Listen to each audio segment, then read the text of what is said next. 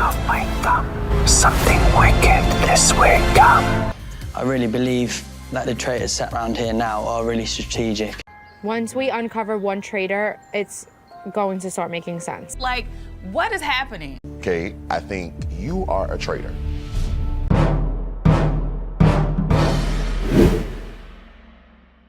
Welcome back to Binge Point, the place where we pull apart the shows that keep you hooked, the ones you end up talking about with your friends, and the ones that live rent-free in your head long after you're done watching.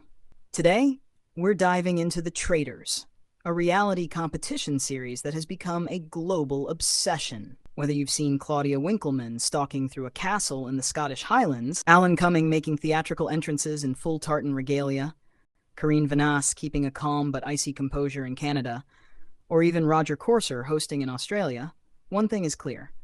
This show works everywhere. But why? Why does The Traitors feel so irresistible, so bingeable, and so different from the hundreds of other reality shows out there? To answer that, we have to look at how the format itself is built, how psychology and production choices collide, and why betrayal, suspicion, and trust make such compelling television. Mirror, mirror on the wall, who is the most devious of them all? On paper, the premise couldn't be simpler. A group of contestants, sometimes strangers, sometimes celebrities, move into an isolated castle. A handful of them are secretly chosen as traitors, while the rest are faithful. Every night, the traitors meet in secret and murder one of the faithful, removing them from the game. Every day, the entire group debates, argues, and then votes to banish someone they suspect of being a traitor. If the faithful successfully eliminate all the traitors, they split the prize pot. But if even one traitor survives to the end, they steal the entire jackpot. That's it. That's the whole game. And yet, this simple setup becomes one of the most tense, dramatic, and addictive formats in modern television. Welcome to the dark side. I mean, I love being a traitor and happy murdering. I love having the reason to be naughty. So I'm voting for you, Ash. I've voted for yourself, Miles. I've voted for Paul. Part of the brilliance is that the audience is in on the secret. We often know who the traitors are from the very beginning. That puts us in what I like to call God mode. We see everything the contestants can't. It's like watching a chess game where one side doesn't even know which pieces are secretly working against them. That perspective creates a thrill very similar to watching a horror film. Think about it. In horror, the audience often knows where the monster is before the character does. In The Traitors, we're watching the faithful make confident speeches, point fingers up, and misinterpret body language, all while we already know they're wrong. The pleasure comes from that tension, the frustration of seeing someone walk into a trap, and the schadenfreude of watching the traitors get away with another lie. Whatever happens, keep the secret and crack on, you know? At the end of the day, we want to win this thing. But what makes it so much more than just a party game on TV is the way it becomes a pressure cooker of human psychology. The faithful are constantly trying to impose order on chaos, and in doing so, they fall prey to every cognitive bias in the book. Okay, maybe we'll just take our own advice on this one, because you haven't really been that accurate lately. Confirmation bias makes them latch onto flimsy evidence that supports their suspicions. Herd mentality pushes them to go along with the loudest voices in the room, even when it's a disaster. The halo effect makes them trust people who are confident or charming, while outsiders get unfairly labeled as suspicious just for being quiet or awkward. We get to watch people unravel, argue, and turn on each other. Not because the game forces them to, but because that's just how humans behave under pressure. It's fascinating, and honestly a little disturbing. I just really hope that we're all right here, and we're all voting with the courage of our convictions.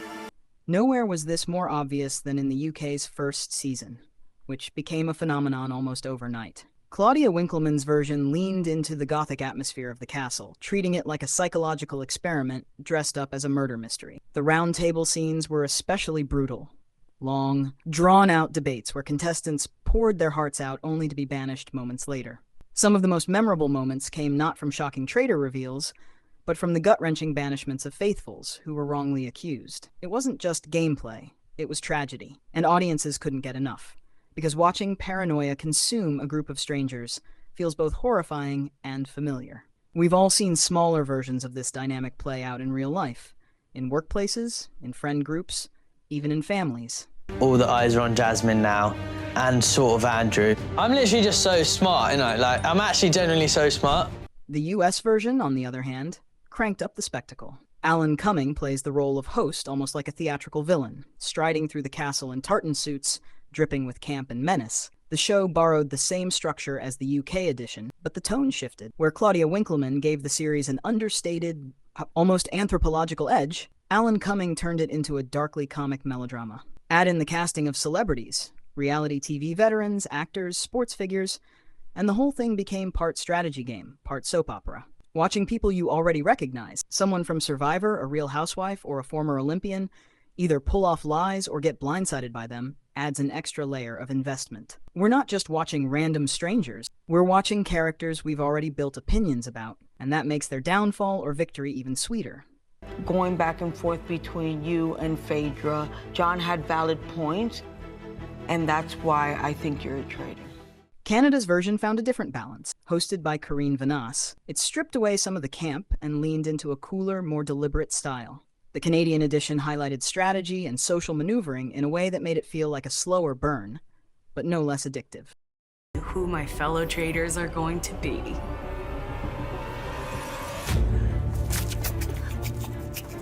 And then there's Australia, which took the bones of the format and made it louder, faster, and more reality TV-oriented, catering to a slightly different audience. Each of these versions has its own flavor, but what's remarkable is that the core format doesn't need to change. Whether it's in Europe, North America, or Oceania, the show thrives because it's built on universal instinct, trust, suspicion, and survival. Now, one question remains. Whether you are indeed faithful or a traitor. But it's not just the format or the psychology, it's also the rituals that keep us hooked. Every episode follows the same structure: a mission to build the prize pot, the round table of accusations, the nighttime murder, and the breakfast reveal. And it's that breakfast scene, more than anything else, that epitomizes the show's genius. Picture it. The camera lingers on an empty chair while contestants file into the dining room. The tension builds as people glance around, waiting, dreading. Then someone doesn't appear, and the whole group exhales in shock. It's such a simple device, an empty seat at a breakfast table, and yet it's one of the most suspenseful things on television. That's the power of ritual. The repetition trains us to anticipate the beats, and the cliffhangers keep us glued to the screen. To you, Zach, but it doesn't mean that it's not plausible. That's completely plausible. I know that I'm a faithful. Casting is another key factor. Producers don't just throw in a random assortment of people. They choose archetypes that play off one another. The natural leader, the underdog, the charmer, the wild card, the emotional heart, the schemer. These roles give the audience quick hooks into who's who, and then editing shapes them into narrative arcs. Someone becomes the tragic hero, another the villain, another the unexpected survivor. In the US, the celebrity casting adds yet another dynamic. Seeing someone who's built their career on being trustworthy or likable suddenly lie through their teeth forces us to reconsider what we thought we knew about them. And that's addictive in itself. Every time she went around, and I was like, damn it, like, you know, and then I wasn't chosen, and then, you know, and then she kept be coming back. I'm like, okay, now's my chance. But perhaps the most important ingredient in the Traitors' success is how it invites the audience to participate. This isn't a passive viewing experience. We watch, we theorize, we argue online, we yell at the TV when the faithful banish the wrong person. It's the perfect show for the age of social media, because it practically demands that you share your opinion. TikTok edits, Twitter threads, YouTube breakdowns. The show doesn't just create content. It creates conversations. And that's why it lingers. Even after the credits roll, people are debating whether a move was smart strategy or a moral betrayal. I'm okay with it being me. It would have been way worse if it had been Ross. The traitors are getting rid of people that could have carried the faithfuls forward. And that brings us to the final reason it's so addictive: the moral dilemmas. The game forces players, and by extension the audience, to ask uncomfortable questions. If lying wins you the money, does that make it okay? If betrayal is part of the rules, can it be excused? And when someone you like deceives you, do you still root for them? These are questions that don't just apply to the game, they apply to real life. And that's why the show resonates so deeply. It's entertainment, yes, but it's also a mirror held up to human nature. Somebody went and said, Traitors need control of the shield. We need to know where the shield is. From Claudia Winkleman's haunting round tables in the UK, to Alan Cummings' theatrical monologues in the US, to the subtler but equally sharp Canadian and Australian editions, The Traitors proves that when you combine simple mechanics with sharp production, archetypal casting, ritualized suspense, and the universal pull of human psychology, you get one of the most addictive shows on television. It's not just reality TV. It's a masterclass in how to turn suspicion, trust, and betrayal into appointment viewing. And once you start watching, you'll realize why people all around the world have fallen under its spell.